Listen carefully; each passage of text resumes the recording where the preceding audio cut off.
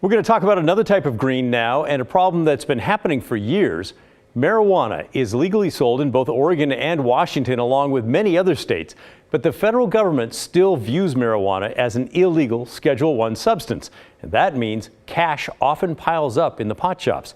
It piles up because the shops are not allowed to deposit their money in nationally regulated banks. So that's the big ones.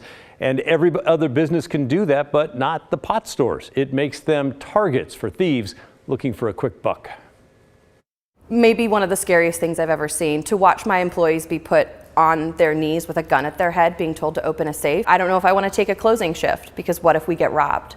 And that's a reality that we have to talk about in interviews now. When I interview people to take a job, I have to bring up being robbed. Wow.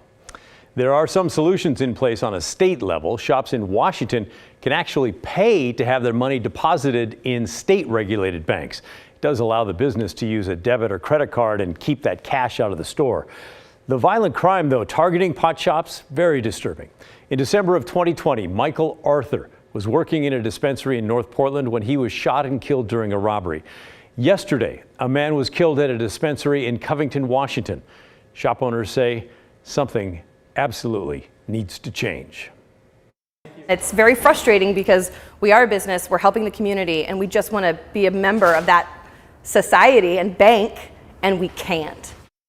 Washington State Treasurer Mike Pellicotti has been in Washington, D.C. this week, meeting with representatives and senators to try and get support for a new law that would allow those national banks to accept money from legitimate cannabis-related businesses. You can't have a $1.4 billion a year transaction taking place in the state of Washington in cash and not have the risk of these type of robberies. It's time. Pellicotti believes the bill will pass the Democratic-controlled Senate this year. He says their decision will likely be influenced by the rising number of those violent robberies.